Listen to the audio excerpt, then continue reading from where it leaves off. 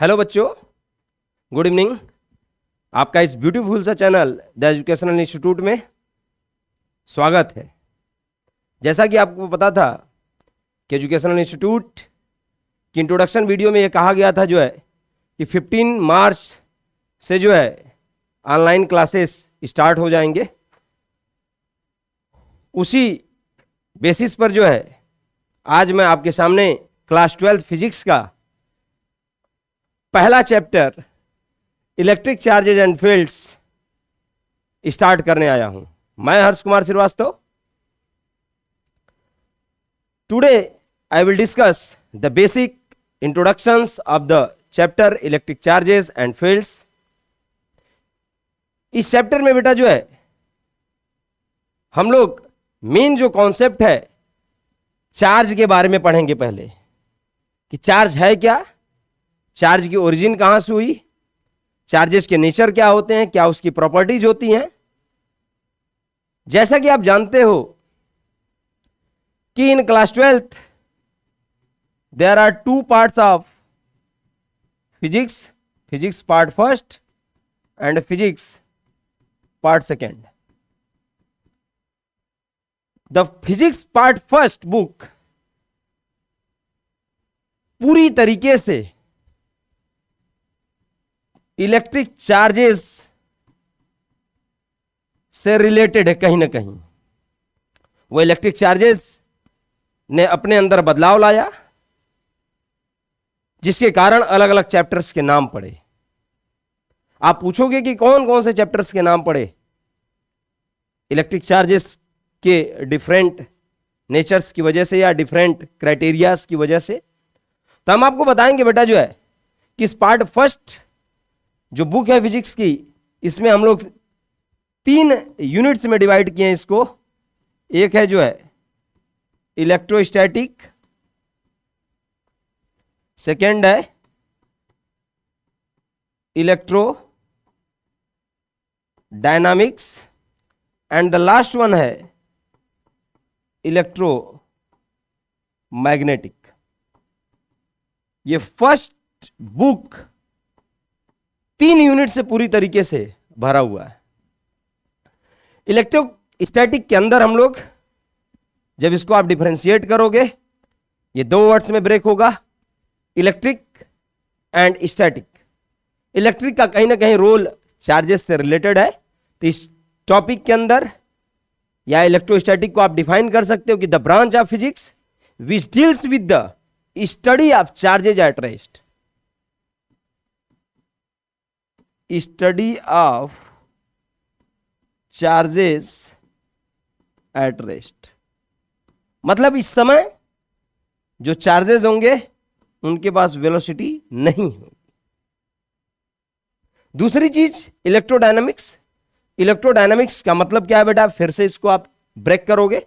Electro plus dynamics, electro का मतलब कहीं ना कहीं रिलेटेड है चार्ज से, और डायनामिक्स का मतलब होता है in motion. Means in this chapter we will discuss the concept of charges moving with the constant velocity। ठीक है। और आप क्लास 9th और 10th में फिजिक्स पढ़े होगे, तो आपको पता होगा कि जहां कहीं भी हम कांस्टेंट वेलोसिटी की बात करते हैं, वहां पर टाइम के साथ वेलोसिटी में कोई चेंज नहीं होता। इसका मतलब कि एक्सेलरेशन ऑफ द चार्ज क्या होगा, 0। ओके। और थर्ड चैप्टर बेटा इलेक्ट्रोमैग्नेटिक ये जो कॉन्सेप्ट है, इसके अंदर हम लोग चार्जेस की उस नेचर की स्टडी करेंगे जिसमें charges are moving with constant acceleration.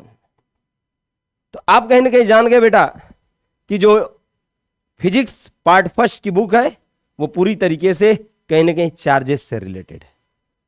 पूरे चैप्टर्स में हम कहीं ना कहीं चार्जेस के बारे में बात करेंगे। इलेक्ट्रोस्टैटिक कहीं ना कहीं 3 चैप्टर्स को कवर अप करेगा, chapter number first, second and third. Electrodynamics जो कि मैग्नेटिज्म को डील करेगा, चैप्टर नंबर 4, 5 एंड 6 और 7। और लास्टली जो इलेक्ट्रोमैग्नेटिक है चैप्टर नंबर 8। कहीं ना कहीं इस पूरे चैप्टर्स में हम लोग चार्जेस के बारे में बात करते हैं। तो आते हैं, शुरुआत करते हैं जो है अपने चैप्टर्स की। जो है बेटा सबसे पहले हम कहीं ना कहीं जो है सबसे पहले हम इंट्रोडक्शन देंगे कि from where the charge comes, from where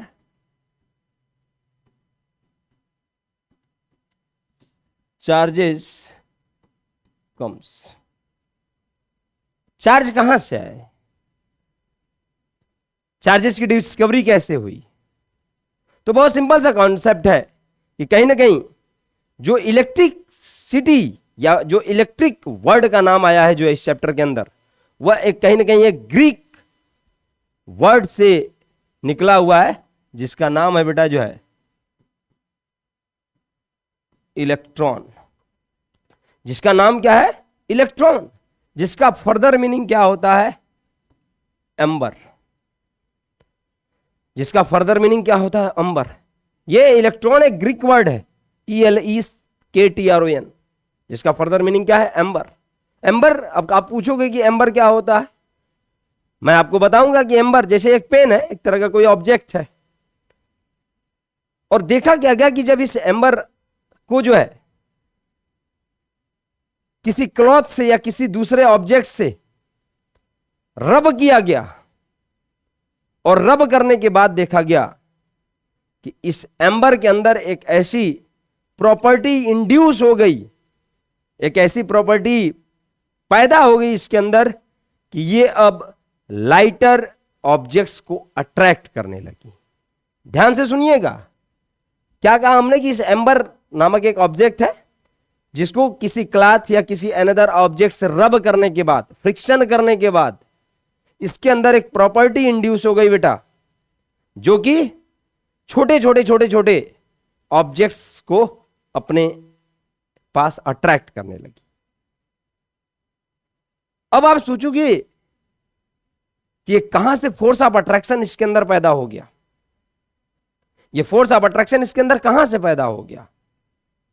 क्योंकि एम्बर एक ऑब्जेक्ट है और हमने कहीं ना कहीं से जो है कोई मैकेनिकल फोर्स या मैकेनिकल वर्क हमने किया नहीं कि इसको लाके इसको पकड़ाया, पास लाया, जिसके कारण इसके अंदर अट्रैक्शन दिख रहा है। ऐसा कुछ नहीं हुआ। तो क्या देखा हमने जो है कि ये ऑब्जेक्ट, ये एम्बर जो है किसी न किसी लाइटर ऑब्जेक्ट को अट्रैक्ट कर रहा है। यहां तक ही नहीं कि एम्बर सिर्फ लाइटर ऑब्जेक्ट्स को अट्रैक्ट ही करेगा, दूसरा एक एम्बर लेके आए, सेकेंड एम्बर, इसको क्लॉथ से या किसी अदर ऑब्जेक्ट से रब किए, फ्रिक्शन किए, जिसके बाद हमने देखा कि जो है ये भी किसी न किसी ऑब्जेक्ट को अट्रैक्ट करने की कोशिश कर रहा है। Means there are the two amber and which are going to rub with the another object, that is the shirt. I am rubbing this ember this way, I am rubbing this ember this way, and after that we are seeing that this both ember have the ability to attract the smaller objects. तो बेटा कहीं ना कहीं इस amber के अंदर property induce हुई कि ये ऑब्जेक्ट्स को अट्रैक्ट करने लगा। अच्छा, अब इसके बाद ये देखा गया कि अभी तक तो ये जान रहे थे आप कि ये जो एम्बर है ये लाइटर ऑब्जेक्ट्स को अट्रैक्ट करने की टेंडेंसी रखता था, लेकिन जब हम दो सिमिलर तरीके के एम्बर्स को रबिंग करने के बाद जब मैंने इसको पास लाया तो देखा ये आपस में अट्रैक्ट ही नहीं हो रहे थे। ये हुई कहानी में ट्विस्ट कि जो एम्बर के पास तो एक ऐसी प्रॉपर्टी इंड्यूस हुई थी जो कि स्मॉलर ऑब्जेक्ट्स को अट्रैक्ट करने की कोशिश कर रही थी, दूसरे वे में स्मॉलर ऑब्जेक्ट्स को अट्रैक्ट करने की कोशिश कर रही थी। ठीक, कहीं ना कहीं फोर्स ऑफ अट्रैक्शन हो रहा था। दूसरे वे में जब हम दूसरा एम्बर लेके आए उसके अंदर भी similar property produce, similar smaller objects को अट्रैक्ट करने की कोशिश की। बट हम जब एम्बर नंबर 1 और एम्बर नंबर 2 को पास लाने की कोशिश किए तो हमने देखा कि इनके अंदर अब अट्रैक्शन खत्म हो गया, अट्रैक्शन की प्रॉपर्टी रही नहीं गई। ये दोनों आपस में एक दूसरे को रिपेल कर रहे हैं, यहां पर रिपल्सन हो रहा है बेटा।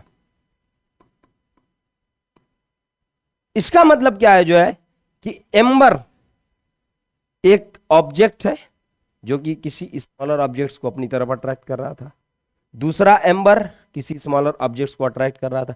फाइनली हमने देखा कि एम्बर नंबर 1 और 2 एक दूसरे को रिपेल कर रहे हैं। मतलब कहीं ना कहीं ये जो प्रॉपर्टी है एम्बर के अंदर जो कि इंड्यूस हुई है, कब? जब उसको फ्रिक्शन किया गया, जब उसको रबिंग की गई है किसी अदर ऑब्जेक्ट से, जिसके कारण वह किसी अनदर ऑब्जेक्ट्स को अट्रैक्ट या रिपेल कर रहा है। इस प्रॉपर्टी ऑफ एम्बर को हम लोग क्या बोलेंगे बेटा? चार्ज। इस प्रॉपर्टी को हम लोग क्या बोलेंगे? चार्ज। बात समझ में आई आपको?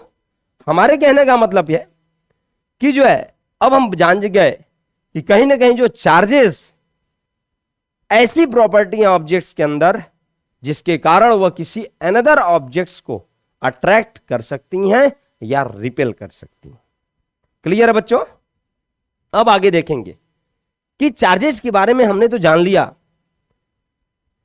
कि चार्जेस क्या हैं। चार्जेस का बेसिक कॉन्सेप्ट क्या है कि charges is the property of a matter bye virtue of which it can attract और रिपेल एनी अदर ऑब्जेक्ट्स।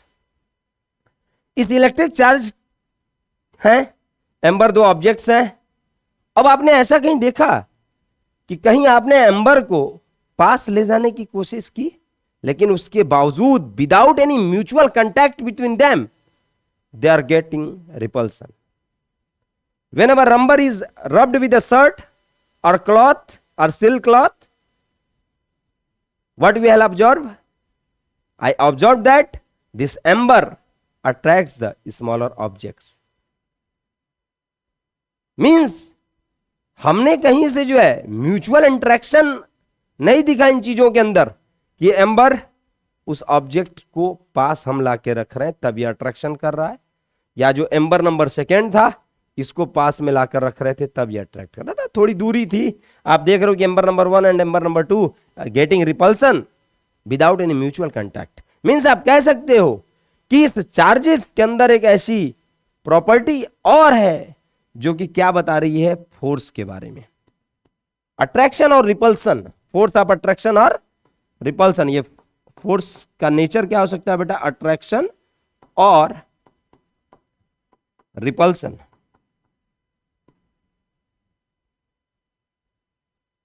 इसका मतलब क्या है कि ये जो फोर्सेस हैं विदाउट एनी म्यूचुअल कांटेक्ट अकर हो रहे हैं, इसलिए इस फोर्स को हम लोग क्या नाम दे देंगे? Non contact force. Non contact force. Non contact force का आप एक बेसिक एग्जांपल भी जानते होंगे, ग्रेविटेशनल फोर्स।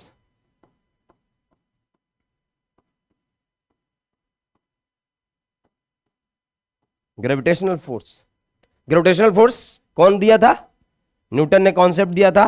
उन्होंने क्या बताया था बेटा? कि यदि दो ऑब्जेक्ट्स हैं, उनके मासेस m1 और m2 है रिस्पेक्टिवली, और उनके बीच का जो डिस्टेंस है वो r है, तो उनके अंदर फोर्स ऑफ अट्रैक्शन होगा।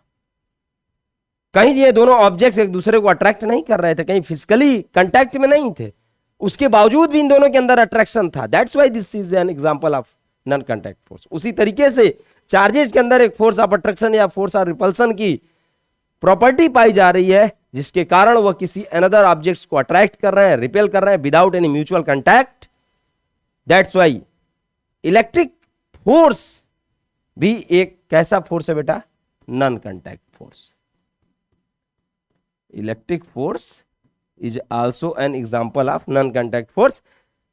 आगे हम बताएंगे कि क्या क्या प्रॉपर्टीज होंगी इलेक्ट्रिक फोर्सेस के, उसमें अंदर क्या क्या चीजें होंगी। जैसा कि आपने ग्रेविटेशनल फोर्सेस के भी बारे में पढ़ा होगा, तो यहां पर हमें ग्रेविटेशनल फोर्सेस के बारे में बात ही नहीं करनी है, इलेक्ट्रिक फोर्सेस की प्रॉपर्टी हम लोग आगे देखेंगे। अच्छा, अब आगे हम लोग जानने की कोशिश करेंगे कि इलेक्ट्रिक चार्जेस का नाम किसने दिया, कैसे इसका अपीयरेंस हुआ।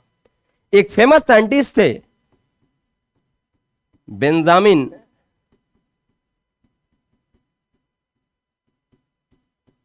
फ्रैंकलिन। बहुत समय पहले जो है एक ऐसा मौसम था जिसमें बहुत तेज थंडर की आवाज आ रही थी, लाइटनिंग हो रही थी, और बेंजामिन फ्रैंकलिन साहब ने जो है पतंग उड़ा रहे थे। उस समय सोचिए उनके अंदर कितना टैलेंट था। कभी आपने सोचा है कि बारिश के मौसम में बारिश हो रही है, बिजली चमक रही है, गरजराहट आ रही है जो है आसमान से, उसके बावजूद भी आप पतंग उड़ाएंगे? जैसे बिजली चमकती है आप तुरंत घर के अंदर भाग जाते हो। लेकिन बेंजामिन फ्रैंकलिन साहब के पास इतनी इच्छा थी, क्यूरियोसिटी थी नेचर के बारे में जानने के लिए कि वह पतंग उड़ा रहे थे। खास बात यह थी कि बेंजामिन फ्रैंकलिन साहब यहां ठीक पतंग उड़ा रहे थे,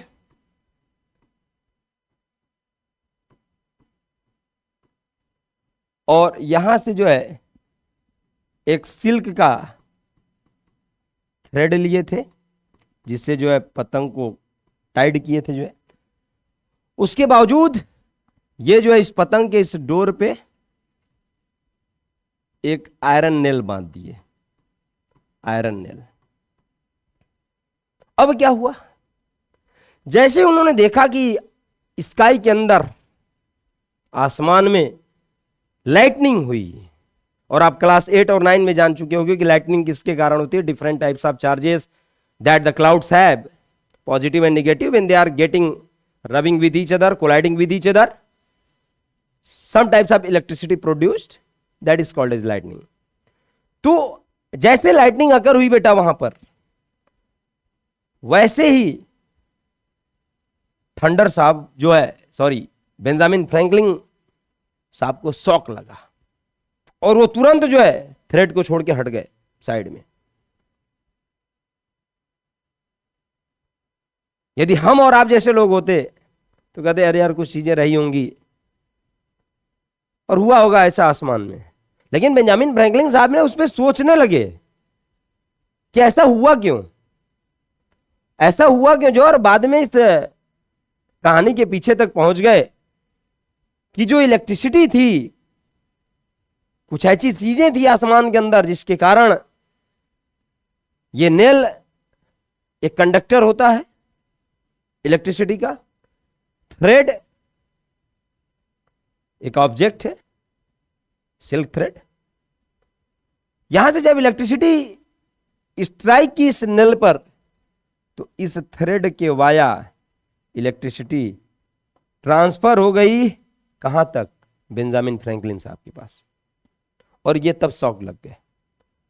तो इस कहानी के पीछे जो है उन्होंने इतनी थ्योरीज देखी, सोची, थिंकिंग दी, और लास्टली उन्होंने बताया कि कहीं ना कहीं कुछ ऐसी चीजें हैं जो कि नेचर के अंदर एक जगह से दूसरे जगह तक फ्लो करती हैं,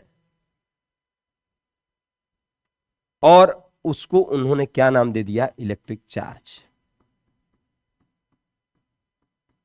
उसने उसको क्या नाम दे दिया, इलेक्ट्रिक चार्ज, इलेक्ट्रिक चार्जेस। अच्छा, अब इसके बाद देखा कि बेंजामिन फ्रैंकलिन साहब ने देखा जो है कि ये जो दो एम्बर के रॉड से, या कोई भी आप ऑब्जेक्ट मान लीजिए, एक ऑब्जेक्ट एक्स मान लीजिए, एक ऑब्जेक्ट वाई मान लीजिए, अलग अलग ऑब्जेक्ट्स को लिए, और उसके बाद इन दोनों को पास ले जाने की कोशिश किए, इन दोनों को पास ले जाने की कोशिश किए, टच कराने की कोशिश की, और उसके बाद एक्स और वाई को एक दूसरे से टच कराकर रख दिए। फाइनली उन्होंने क्या देखा कि जब इसके बाद इनको सेपरेट किया उन्होंने, फिर से एक्स को ऐसे रखा, फिर से वाई को ऐसे रखा। अभी तक क्या था कि जब तक एक्स वाई इस इनिशियल कंडीशन में पास में थे, तो उनके पास कुछ चीजों को, कुछ ऑब्जेक्ट्स को अट्रैक्ट करने की टेंडेंसी थी, कुछ चीजों को अट्रैक्ट करने की टेंडेंसी थी, रिपेल करने की टेंडेंसी थी। देखा उन्होंने एक्स और वाई के पास। अब उसको उन्होंने क्या किया, क्लोज में रख दिया, क्लोज कांटेक्ट में रख दिया। अब क्या हुआ बेटा जो है कि जब उसको अब सेपरेट किए एक दूसरे से, तो अब इनके अंदर वो जो अट्रैक्शन और रिपल्सन वाली प्रॉपर्टी थी वो खत्म हो गई। मीन्स कहने का मतलब क्या है कि जो है पहले तो ये अट्रैक्ट कर रहे थे, रिपेल कर रहे थे किसी पर्टिकुलर ऑब्जेक्ट्स को, लेकिन जब उसको एक साथ कांटेक्ट में रखा गया और फिर से उनको जब सेपरेट किया गया तो देखा गया कि एक्स और why have lose their property of attraction और रिपल्सन। क्या कह सकते हो? Lose their property of attraction और रिपल्सन। अब आप सोचिए कि दो चीजों को मिलाने से उनकी प्रॉपर्टीज नष्ट हो गई, उनके अंदर जो अट्रैक्शन या रिपल्सन करने की प्रॉपर्टी थी नष्ट हो गई। तो कहीं ना कहीं जो है आप ऐसी चीजें तो कहीं और तो हम नहीं कह सकते, बट जब आप इंटीजर्स पढ़ोगे मैथमेटिक्स के अंदर तो वहां पर आपको जो है fundamental addition subtraction of integers पढ़ाया जाता है। वहां पर आप पढ़े होगे बेटा कि +2 plus -3 equal to 2 - 3 equal to -1। मतलब दो चीजों को जोड़ रहे हैं, उसके बाद जो फाइनल हमारा रिजल्ट आ रहा है वो दोनों से कहीं ना कहीं डिफरेंट आ रहा है, उनसे भी कम आ रहा है। दूसरे वे में आप कह सकते हो कि यदि ये चीजें दोनों नंबर्स सिमिलर होते तो ये 2 और plus minus -2 equal to 0। Wow, इसका मतलब क्या है कि हमने दो चीजों को जोड़ा और फाइनल रिजल्ट का 0 आ गया। ये दोनों अलग अलग चीजें थी, one is the positive integer, one is the negative integer, और after their addition the result is 0। In the same way Benjamin साहब ने सोचा कि दो अलग अलग प्रॉपर्टी थी ऑब्जेक्ट्स के पास, एक के पास थी अट्रैक्शन करने की, एक के पास थी रिपल्सन करने की, और जब दोनों को क्लोज कांटेक्ट में रखा तो देखा कि दोनों ने अपनी प्रॉपर्टीज को जब सेपरेट किया आफ्टर कंटैक्टिंग देम तो देखा कि दोनों ने अपनी प्रॉपर्टीज को लूज कर दिया है, अट्रैक्शन और रिपल्सन की। तो इसलिए बेंजामिन साहब ने कहा कि इलेक्ट्रिक चार्जेस सिर्फ एक नेचर का न होकर उसके पास कितने नेचर हैं? 2। उसके पास कितने नेचर हैं? 2। ये 2 नेचर कहां से कॉन्सेप्ट मिला है? वो मैथमेटिक्स के इस क्राइटेरिया से, एक पॉजिटिव और एक निगेटिव। देखेंगे बेटा nature of charges, nature of electric charges, there are 2 types of electric charges, A positive charges and B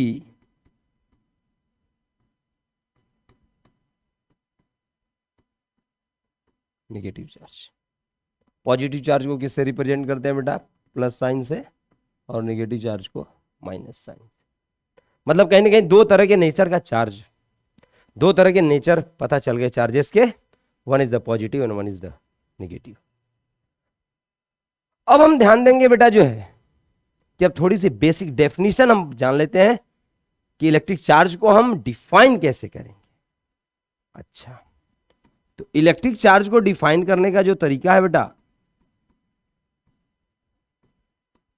वो ये है कि electric charge is the intrinsic property of elementary particles. Intrinsic property, it is the intrinsic property of matter, और matter के अंदर भी चीजें होती हैं, उसको हम लोग कहते हैं एलिमेंट्री पार्टिकल्स। तो it is the intrinsic property of elementary particles of matter by virtue of which they give the electric force between the various objects by virtue of which they give electric forces between various objects. अब कहोगे बेटा किसमें कुछ words हैं। पहला तो word है intrinsic property और सेकेंड वर्ड है एलिमेंट्री पार्टिकल्स। बाकी चीजें तो आपको समझ में आ रही होंगी। इंट्रिंसिक प्रॉपर्टी क्या है, हम बात करेंगे इंट्रिंसिक प्रॉपर्टी की। केमिस्ट्री पढ़े होगे आप।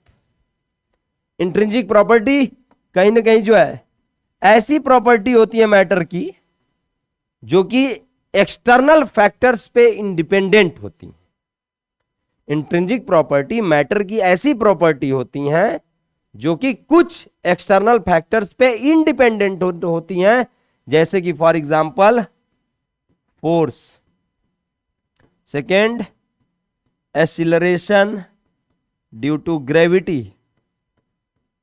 तो आप ये जान लीजिए कि इंट्रिंसिक प्रॉपर्टी क्या होती है। इंट्रिंसिक प्रॉपर्टी मैटर की वो प्रॉपर्टी होती है जो कि some external factors like the force, acceleration due to gravity पे इंडिपेंडेंट होती हैं, उसके ऊपर उसका कोई फर्क नहीं पड़ता है। अच्छा, दूसरी बात एलिमेंट्री पार्टिकल्स। जैसे आपने जो है बेसिक कॉन्सेप्ट आप देखे होंगे कि जब घर बनता है तो सबसे पहले जो हमारी मूलभूत आवश्यकता होती किसी भी घर को बनाने के लिए, वो क्या होती है? ब्रिक होती है, ईंट होती है। बायो वाले सर भी आप लोगों को पढ़ाए होंगे कि हमारी जो ह्यूमन बॉडी है उसके फॉर्मेशन के लिए एक सबसे बेसिक या फंडामेंटल कॉन्सेप्ट होता है जो है उसको हम लोग बोलते हैं सेल। वो सेल क्या है? It is the fundamental unit of life. Means पूरे बॉडी की फॉर्मेशन के लिए सेल को जानना जरूरी है। कहीं ना कहीं सेल्स एक दूसरे से मिलकर पूरे ह्यूमन बॉडी का फॉर्मेशन करती हैं। उसी तरीके से एक एक ब्रिक मिलकर पूरे घर का निर्माण करता है। इन द सेम वे ये एलिमेंट्री पार्टिकल्स भी मैटर के यूनिट है। ये एलिमेंट्री पार्टिकल्स भी मैटर के क्या है बेटा? यूनिट है।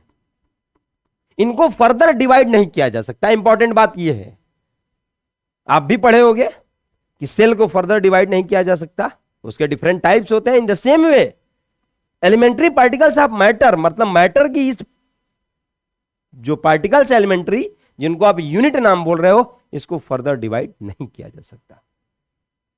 क्लियर है कॉन्सेप्ट? तो आपने क्या देखा बेटा जो है, there are two nature of electric charges, one is the positive and is the negative. उसके बाद इलेक्ट्रिक चार्जेस की डेफिनेशन को देखा। अब हम बात करेंगे आपसे कि इलेक्ट्रिक चार्जेस कैसी क्वांटिटी है। इलेक्ट्रिक चार्जेस कैसी क्वांटिटी है? आप दो तरीके की क्वांटिटी पढ़े होंगे। एक पढ़े होंगे बेटा वेक्टर क्वांटिटी और सेकंड पढ़े होंगे स्केलर क्वांटिटी। ठीक है, तो वेक्टर क्वांटिटी और scalar quantity, those quantity which requires magnitude as well as direction. Magnitude as well as direction are called as vector quantity. For examples की आप बात करोगे, force, acceleration etcetera. What about scalar quantity? Those quantities which requires magnitude only, no direction, are called as scalar quantity. For example, आप length कह सकते हो, मास, density, volume, and इसी में आएगा क्या? Electric charge. मतलब यदि आपसे कोई पूछेगा कि इलेक्ट्रिक चार्ज कैसी क्वांटिटी है, तो आप क्या बताओगे बेटा? स्केलर क्वांटिटी है। Why? Because it requires only magnitude, no direction. Clear है? कोई डाउट? अच्छा, तो इलेक्ट्रिक चार्जेस के नेचर के भी बारे में पढ़ लिया आप।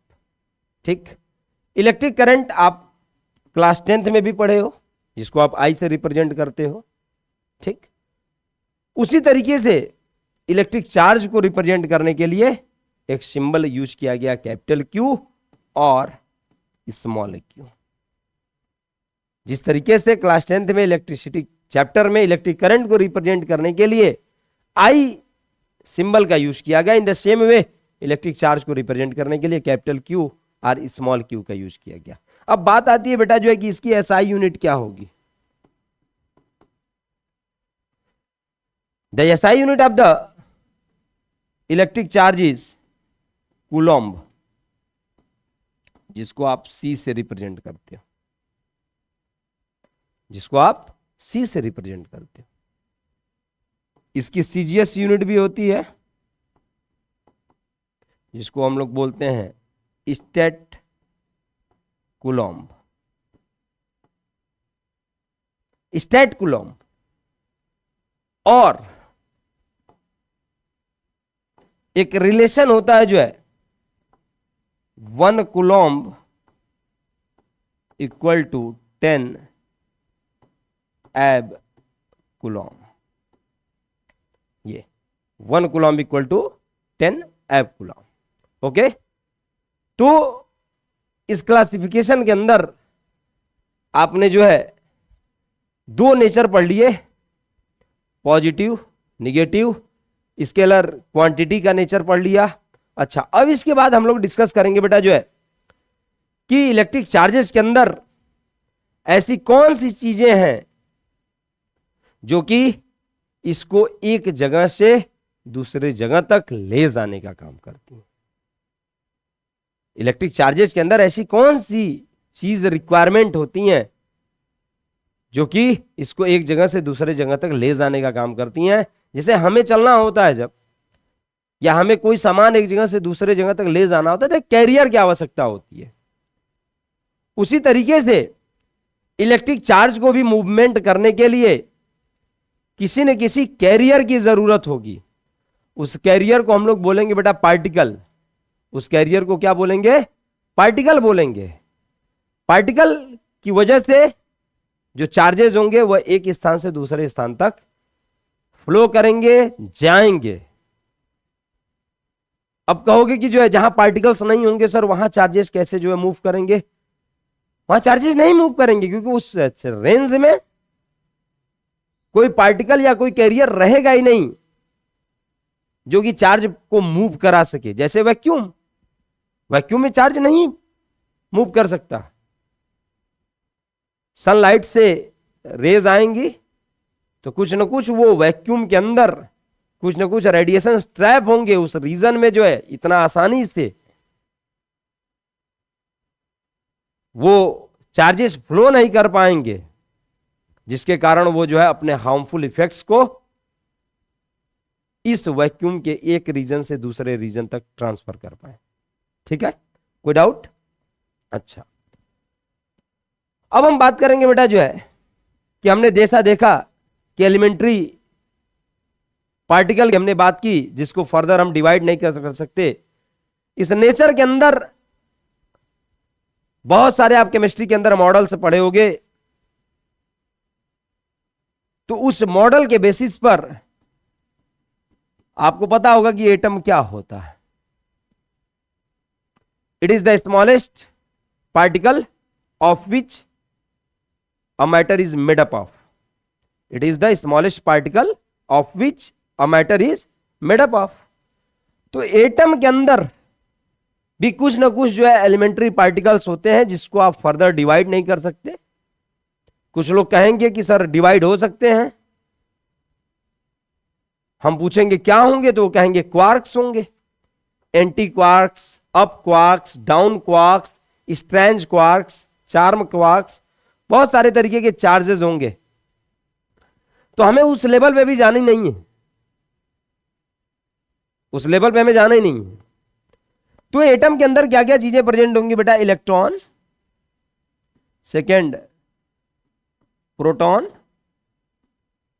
और थर्ड न्यूट्रॉन।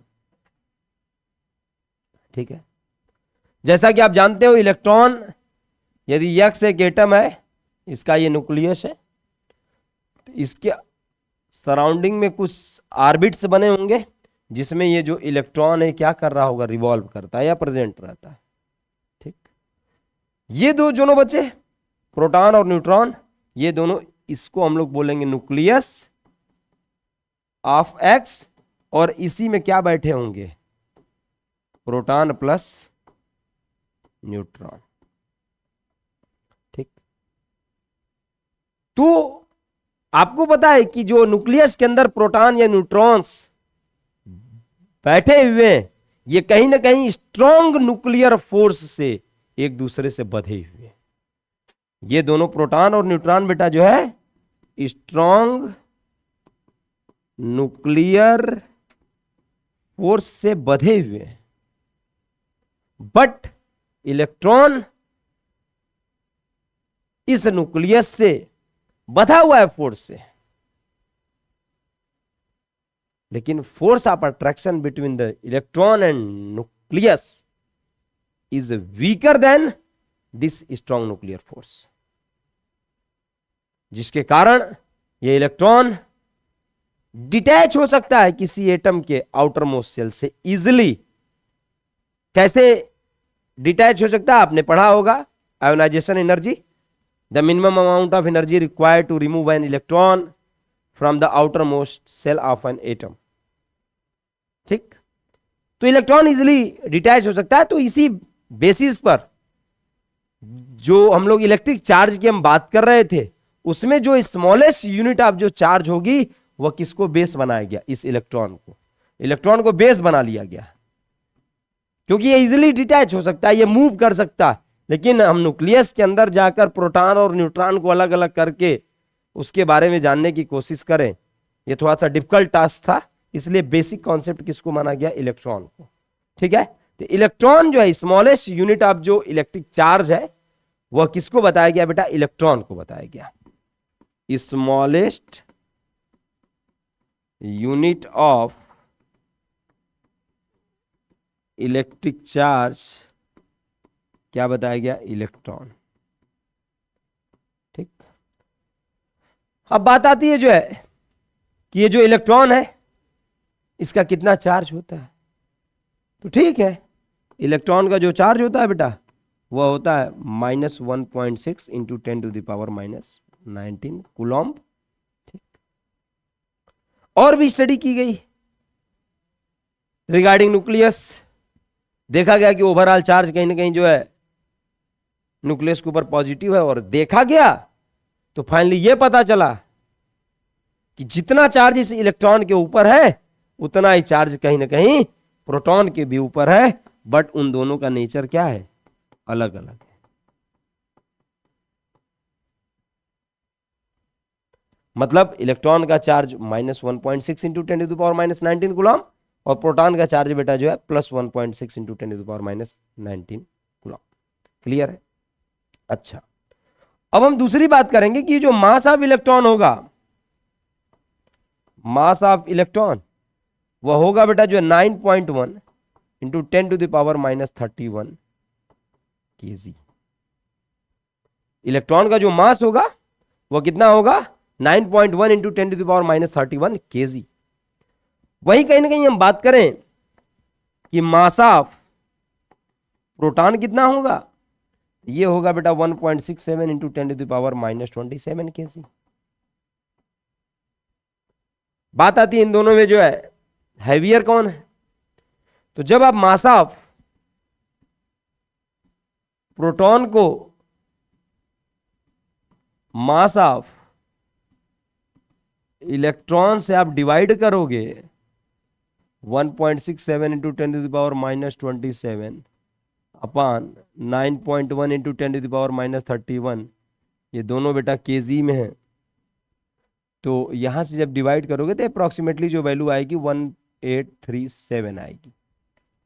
इसका मतलब कि मास of proton upon mass of electron की वैल्यू ये आई है। मतलब कहीं ना कहीं जो है आप यहां लिख सकते हो कि mp that is mass of proton is equal to 1837 times mass of electron. Means proton is 1837 times heavier than the electron. Clear है? अच्छा, अब दूसरी चीज हम कहें कि यदि जो है हमें पता करना हो कि किसी बॉडी के ऊपर जो है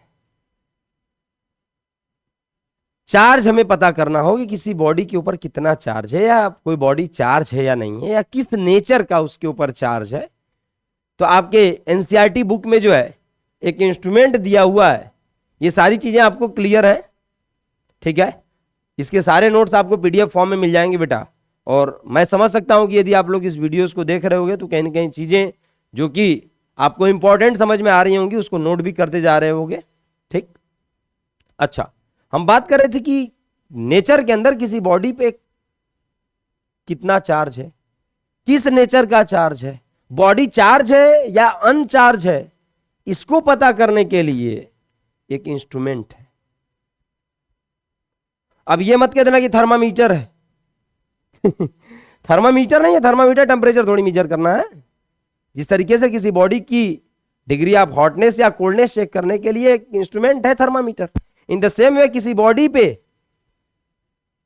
किस नेचर का चार्ज है, या कोई बॉडी चार्ज है या अनचार्ज है, उसको पता करने के लिए एक इंस्ट्रूमेंट है जिसको हम लोग बोलते हैं बेटा जो है गोल्ड लीफ इलेक्ट्रोस्कोप। ठीक, होता क्या इसके अंदर, एक स्फेरिकल कंडक्टिंग बॉल होती है, स्फेरिकल कंडक्टिंग बॉल होती है बेटा, ये कंडक्टिंग वायर होता है,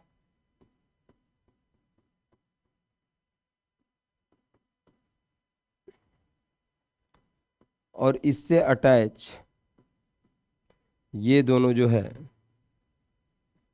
गोल्ड लीफ होते हैं। ठीक, बहुत पतले होते हैं,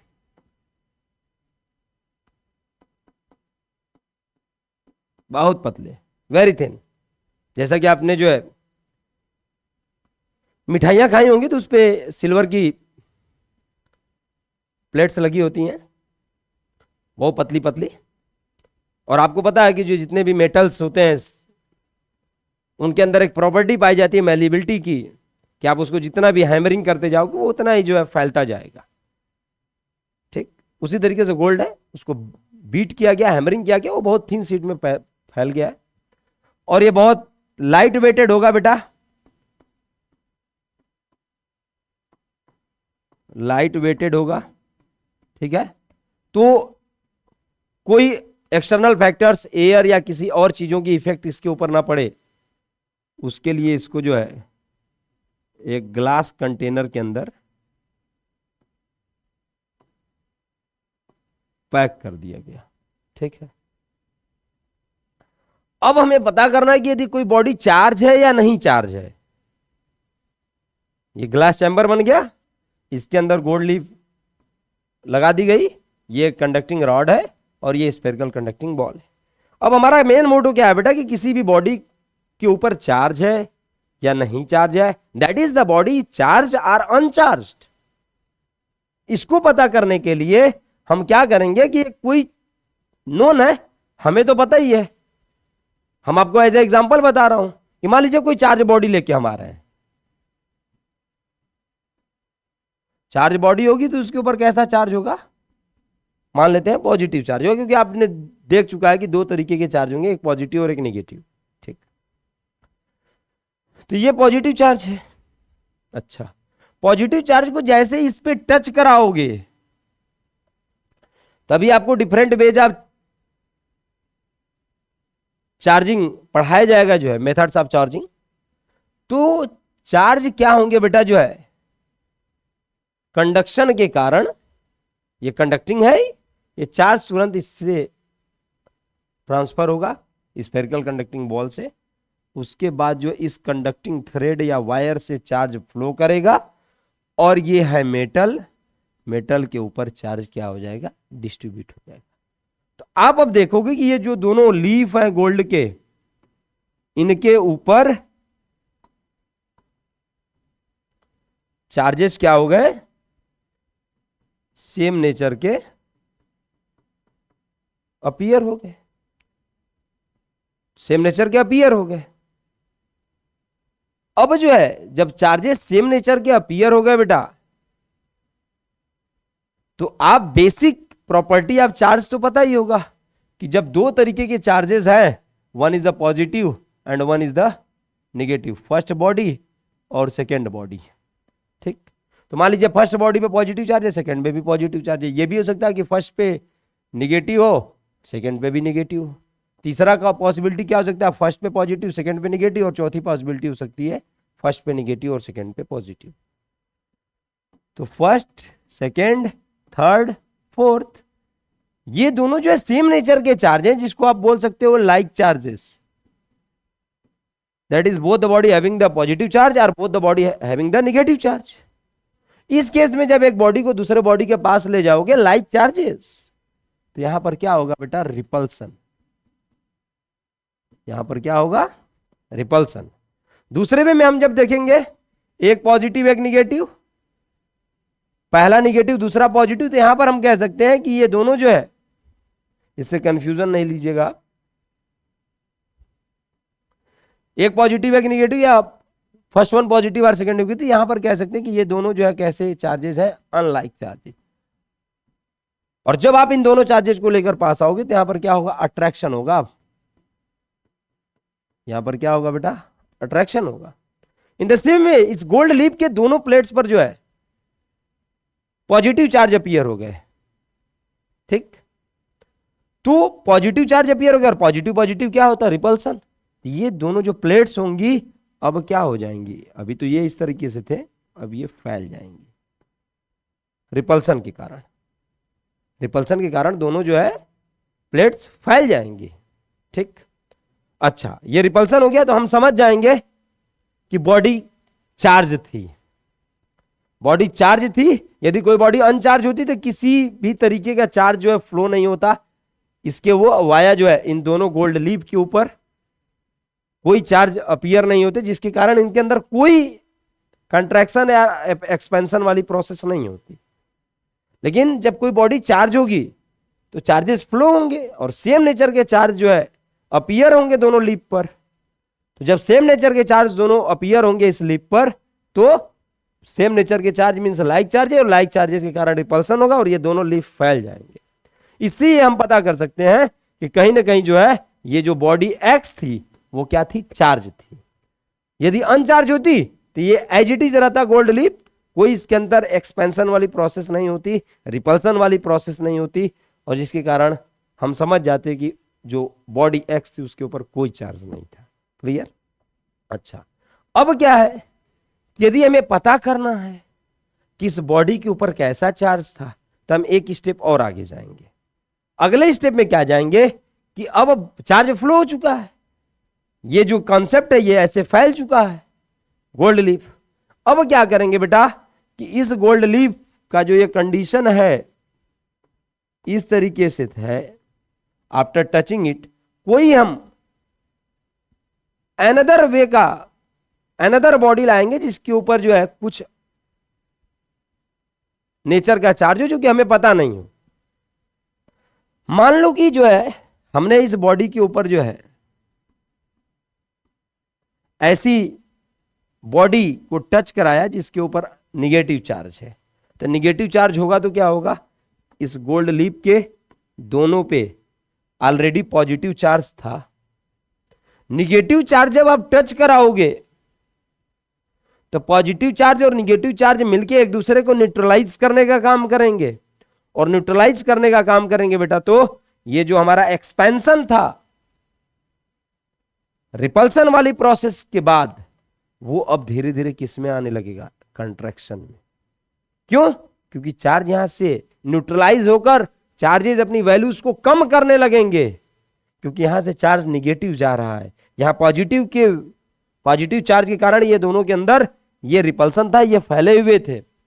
अब निगेटिव चार्ज जैसे आएगी, या हमको नहीं पता है कोई ऐसी बॉडी आई जिसको कारण से इन दोनों के जो रिपल्सन थे वो धीरे धीरे अब क्या हो रहे हैं, सिकुड़ रहे हैं, अपनी ओरिजिनल पोजीशन को ला रहे हैं। मतलब हम समझ जाएंगे कि जो ये वाली बॉडी है वो कहीं ना कहीं इस नॉन चार्जेस वाली बॉडी के अपोजिट नेचर का चार्ज रखती है।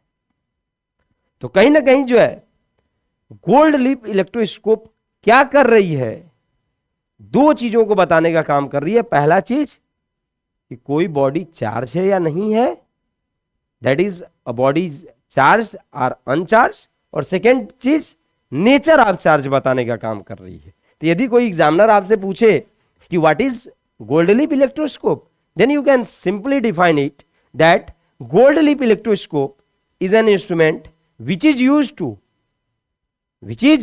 to detect the presence of charge on a body as well as nature of charge. Simply क्या कह सकते हो, it is an instrument which is used to detect the presence of charge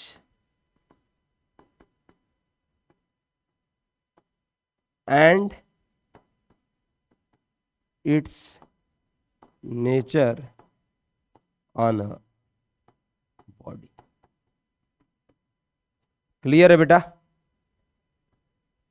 तो आज इस इंट्रोडक्टरी लेक्चर में हमने आपको क्या क्या चीजें बताई, एक बार रिकैप कर लेते हैं। ओके,